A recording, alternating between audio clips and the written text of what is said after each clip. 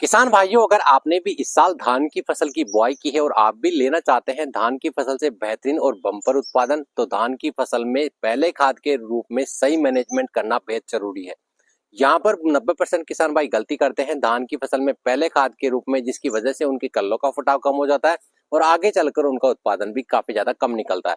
तो आज के इस वीडियो में हम बात करने वाले हैं धान की फसल में पहला खाद किस समय पर आपको देना चाहिए, कौन सी जरूरी बातों की सावधानी आपको रखनी चाहिए, कौन से जरूरी खाद और पोषक तत्वों की पूर्ति इस समय आपको करनी चाहिए, कितनी मात्रा आपको उनकी लेनी चाहिए, प्रति एकड़ के हिसाब से पूरी मात्रा को लेकर अगर हम बात करेंगे तो आइए शुरू करते हैं वीडियो को।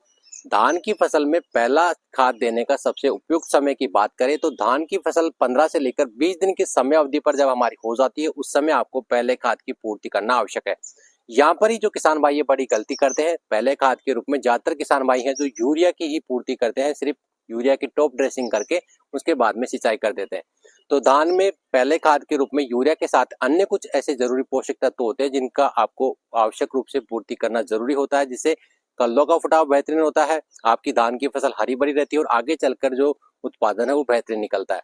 तो धान की फसल में पहले खाद के रूप में यूरिया तो आपको लेना ही है, लेकिन यूरिया की मात्रा किस पर निर्भर करती है कि आपने अगर धान की फसल की बुआई के समय बेसल डोज के रूप में यूरिया खाद का इस्तेमाल किया है या फिर आपने रुपाई के बाद में 6 से 7 दिन के अंदर यूरिया खाद की पूर्ति करी है, तो आपको प्रति एकड़ के हिसाब से 20 से 25 किलो यूरिया लेना है। अगर आपने बेसल डोज के रूप में यूरिया खाद का इस्तेमाल नहीं किया है तो आपको एक बैग प्रति एकड़ के हिसाब से पहले खाद के रूप में आपको लेना है। उसके अलावा आपने अगर muriate of potash basal dose के रूप में इस्तेमाल नहीं किया है तो उसकी पूर्ति भी आपको पहले खाद के साथ में करना जरूरी है।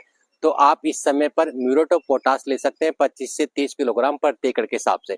इन जरूरी खादों के साथ ही कुछ ऐसे छोटे पोषक तत्व होते हैं, सूक्ष्म पोषक तत्व होते हैं जिनकी पूर्ति करना बेहद जरूरी होता है। वो हमारी फसल के लिए बहुत कम आवश्यक होते हैं लेकिन उत्पादन में बहुत ज्यादा उनका रोल होता है। तो इनके साथ ही आपको लेना है मैग्नीशियम सल्फेट। मैग्नीशियम सल्फेट प्रति एकड़ आपको लेना है 10 किलोग्राम की मात्रा। मैग्नीशियम सल्फेट जो होता है धान की फसल में क्लोरोफिल को बढ़ाता है, जिससे आपकी फसल का कल्लों का फुटाव अच्छा होता है और आपकी फसल हरी भरी रहती है। इसके साथ ही दूसरा जो जरूरी पोषक तत्व होता है जिंक सल्फेट। जिंक सल्फेट दो तरह की आपको मिलती है, 21% और 33% वाली। अगर आप 21% वाली जिंक ले रहे हैं तो 10 किलोग्राम प्रति एकड़ के हिसाब से लेना है। अगर आप 33% वाली जिंक ले रहे हैं तो आपको 7 किलोग्राम के लगभग प्रति एकड़ के हिसाब से लेनी है। इसके अलावा तीसरा जो जरूरी पोषक और सूक्ष्म पोषक तत्व होता है लोहा, जिसे आयरन कहा जाता है, उसकी पूर्ति इस समय करना बेहद जरूरी है। तो उसके लिए आपको लेना है फेरस सल्फेट 10 किलोग्राम प्रति एकड़ के हिसाब से। ये जो फेरस सल्फेट होता है ये हमारी फसल में जो वृद्धि रुक जाती है उसको बढ़ाने के साथ ही कल्लों के फुटाव को तेज करता है। इसके अलावा सूक्ष्म पोषक तत्व और खाद्यों की पूर्ति करने के साथ ही आपको यहाँ पर एक जरूरी चीज लेनी है, कोई भी दानेदार जो कीटनाशक आता है वो आपको लेना है। दानेदार कीटनाशक के रूप में आप जो क्लोरेंट्रा नीलीप्रोल जो आता है दानेदार वो आप ले सकते हैं, या फिर कार्टाप हाइड्रोक्लोराइड जो होता है वो आप ले सकते हैं। दोनों में से कोई भी एक कीटनाशक आपको लेना है।